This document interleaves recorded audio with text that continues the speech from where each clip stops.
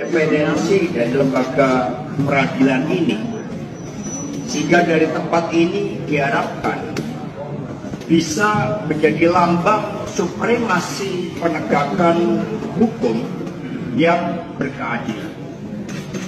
Sebab itulah mengapa hakim di dalam mengambil keputusan selalu menyatakan berdasarkan ketuhanan yang Maha Esa.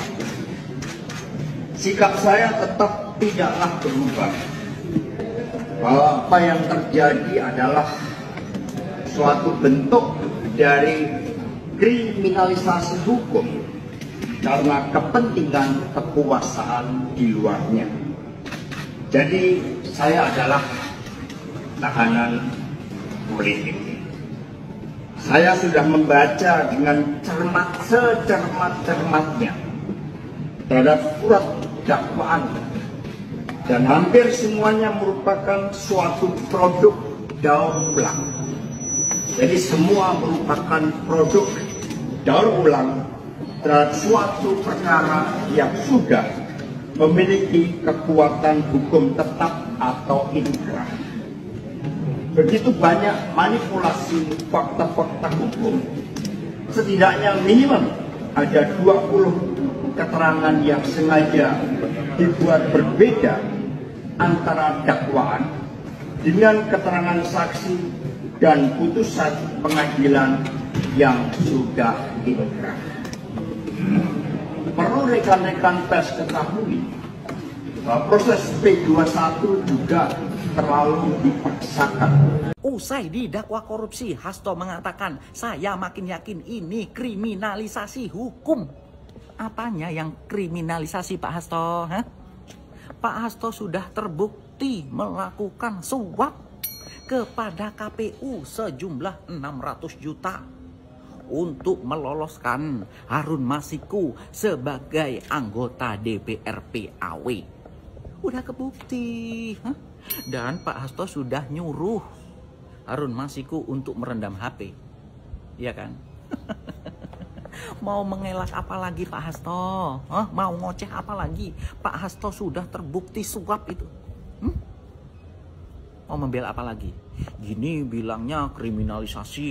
Ini rezim yang tidak suka. Saya gini. Halah, itu sudah salah Pak Hasto. Jangan mencari kebenaran. Terus untuk anggota partai Pak Hasto nanti masih cari-cari pembelaan. Pak Hasto sudah salah terbukti suap kasus Harun Masiku. Terus sekarang Harun Masiku kemana? Ayo, kemana Harun Masiku? Jangan-jangan Harun Masiku yang ketemu jadi kerangka di mobil polisi itu ya?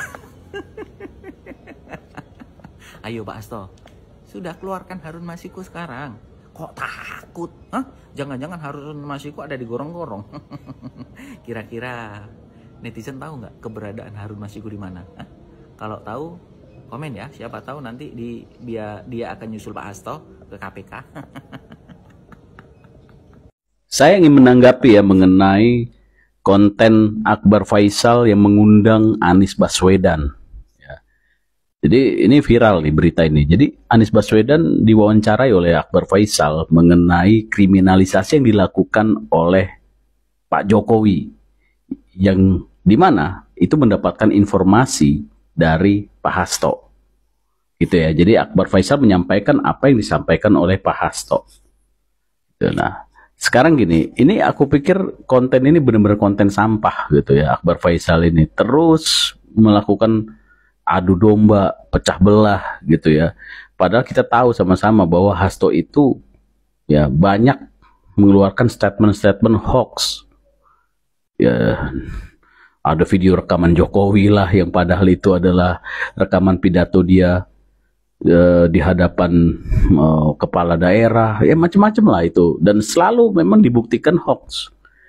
Nah, kemudian saya juga mau menanggapi ya, kalau Pak Anies percaya terhadap Hasto, lalu apakah Pak Anies sudah melupakan apa yang dilakukan Hasto dan Ibu Mega ketika PDIP mencari calon gubernur waktu itu ya, DKI ya, DKJ ya, di mana Masinton Pasaribu menggebu-gebu tuh mendorong Pak Anies. Tetapi apa yang terjadi di ujung jalan dipotong kan oleh tembok yang namanya Hasto. Ya, sehingga Ibu Megawati tidak menyetujui yang namanya Anies Baswedan adalah calon dari PDIP. Nah, ya sekarang kembali lagi ke Pak Anies. Tapi kalau memang satu frekuensi, ya pembenci, dan satu frekuensi yang hanya bisanya omon-omon, retorika, yang hanya bisa melakukan propaganda, agitasi, ujaran kebencian, ya sama. Pasti frekuensinya sama, akan saling mendukung. Walaupun dia disakitin, walaupun saling menyakiti. Aduh, Pak Anies, sudahlah. Apalagi ini Akbar Faisal ini nyari konten subscribe dibayar aja itu. Sejak hari ini sampai berpekan-pekan ke depan, kita akan menyaksikan bagaimana KPK akan membongkar kejahatan yang dilakukan Sekjen PDIP Hasto Kristianto. Ini tentu adalah hal yang sudah lama ditunggu publik. Untunglah dua upaya pra-peradilan yang dicoba PDIP gagal total. Mulai Jumat 14 Maret ini, kita akan mendengarkan dari Pengadilan Tindak Pidana Korupsi proses pembongkaran apa yang dilakukan Hasto dan PDIP sejak 2019 yang lalu. Kita akan mendengar paparan bukti-bukti yang menunjukkan apakah Hasto memang bertanggung jawab menyuap KPU untuk meloloskan Harun Masiku ke DPR dan apakah Hasto memang berusaha merintangi upaya penangkapan Harun Masiku. Saya sangat percaya Hasto memang bersalah. Dan kalau dia memang bersalah, sangat mungkin akan ada bukti-bukti lain yang bisa menunjukkan kejahatan yang lebih luas dari sekedar Hasto. Bukan lagi sekedar kejahatan individual, tapi juga kolektif di PDIP. Upaya mengganggu tipikor di Pengadilan Negeri Jakarta Pusat kali ini sudah terlihat. Di luar pengadilan, ratusan pendukung PDIP berkumpul. Seperti diberitakan Kompas, mereka berpakaian hitam, berdiri bergerombol, serta memakai atribut mendukung Hasto. Di kaos yang mereka kenakan terbaca hashtag Hasto Tahanan Politik. Tapi kali ini, di sisi lain ada pengunjuk rasa lain yang juga berorasi non-stop sejak sidang dimulai. Mereka berjumlah puluhan, membawa banner dan mobil komando yang berperan sebagai pengeras suara. Mereka menyuarakan tuntutan agar tidak ada intervensi kepada hakim dan hukum bisa ditegakkan tanpa pandang bulu. Apa yang terjadi ini memang proses yang akan punya catatan sejarah penting dalam politik Indonesia. Sebenarnya sih kasus Hasto ini sederhana. Cuma upaya penyuapan KPU senilai sekitar 1 miliar rupiah. Dan soal upaya menggolkan Harun Masiku untuk bisa jadi anggota DPR. Tidak ada tindak kriminal yang luar biasa sebenarnya dilihat dalam kacamata Indonesia. Mereka yang sudah terbukti bersalah dalam kasus ini juga sekarang sudah bebas dari hukuman. Dengan kata lain, kalau waktu itu Harun Masiku membiarkan dirinya ditangkap, isunya tidak akan berlarut-larut dan meledak seperti ini. Kalau Harun tertangkap, dia akan diadili, dinyatakan bersalah, dan mungkin dipenjara beberapa tahun. Tidak perlu ada nama Hasto terlibat. Tapi kini, karena Harun kabur, kondisinya menjadi seperti hidup segan mati tak mau. Harun harus tinggal di persembunyian, menyepi, terisolasi. Sampai sekarang pun dia masih diburu. Jadi nggak worth it, kata kaum milenial Jaksel. Lebih ironisnya lagi, kemungkinan besar dia melarikan diri bukan karena keinginannya sendiri.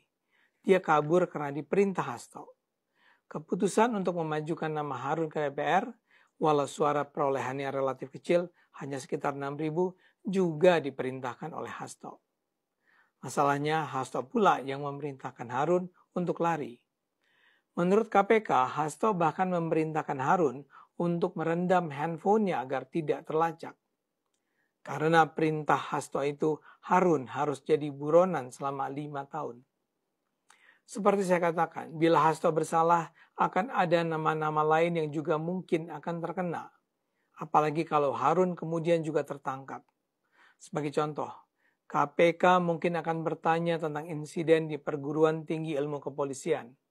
Sekedar menyegarkan ingatan, sebelum Harun akhirnya bisa melarikan diri, dia sempat hampir tertangkap di PT IKA oleh KPK. Tapi gara-gara ada intervensi kekuatan luar, para penyidik KPK yang ketika itu datang ke PT IKA terhambat operasinya. Para penyidik KPK itu ditahan oleh pihak keamanan kampus selama berjam-jam sebelum dilepaskan. Dan ketika akhirnya para penyidik itu bebas, Harun sudah hilang. Pertanyaannya, siapa saja yang terlibat dalam aksi perintangan tersebut? Hasto sih mungkin sekali terlibat di sana, tapi siapa nama-nama lainnya? Begitu juga dengan kasus pelarian Harun. Siapa yang membiayai pelarian Harun? Pelarian selama 5 tahun itu bukan kerja main-main dengan biaya besar.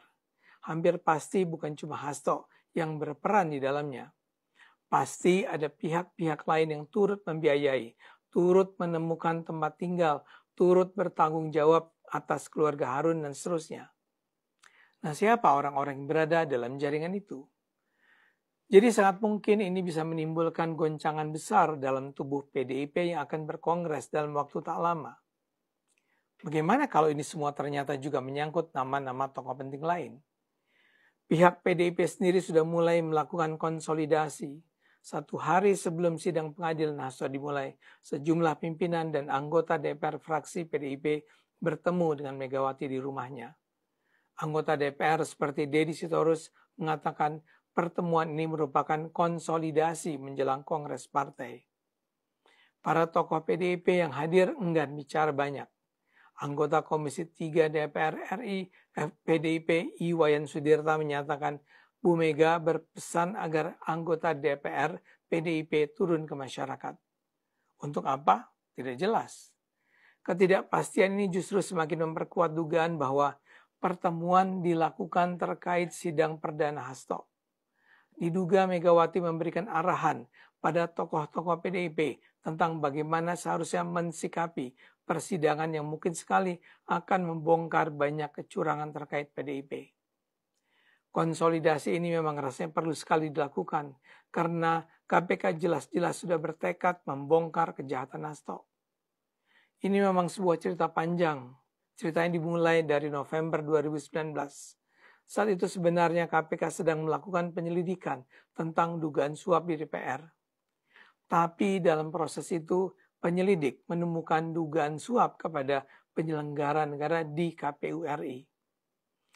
Karena temuan itulah pimpinan KPK saat itu menerbitkan surat perintah penyelidikan dugaan suap di KPU RI pada 20 Desember 2019.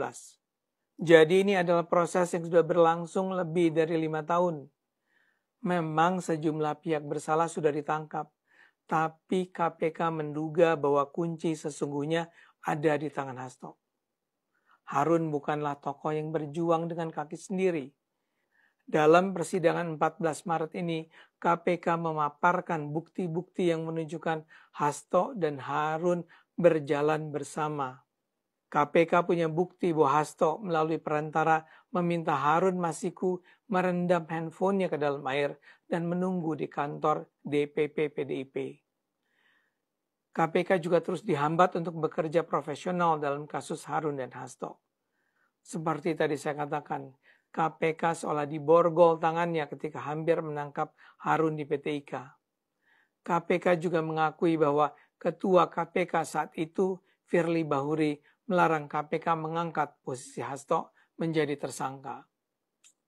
Itu semua yang menyebabkan Harun Masiku bisa buron 5 tahun dan Hasto tidak pernah harus menanggung beban hukum apa-apa. Kini pun PDIP mati-matian berusaha menggagalkan dimulainya persidangan. Kuasa hukum PDIP misalnya menyatakan dakwaan KPK cuma berkualitas oplosan. KPK merespons tudingan itu dengan tenang. KPK mengatakan tidak ingin berargumentasi terkait hal tersebut di ruang publik. KPK mengatakan ada ruang sendiri untuk membahas hal tersebut, yaitu di persidangan. Masyarakat dapat melihat langsung persidangan tersebut dan semua tudingan akan dijawab, kata KPK. Jadi akhirnya persidangan Hasto sudah dimulai. KPK sudah sangat siap menekan gas. Kita lihat saja apakah ada nama-nama lain di PDIP yang juga terlibat. Ayo gunakan akal sehat, karena hanya kalau kita gunakan akal sehat, Indonesia akan selamat.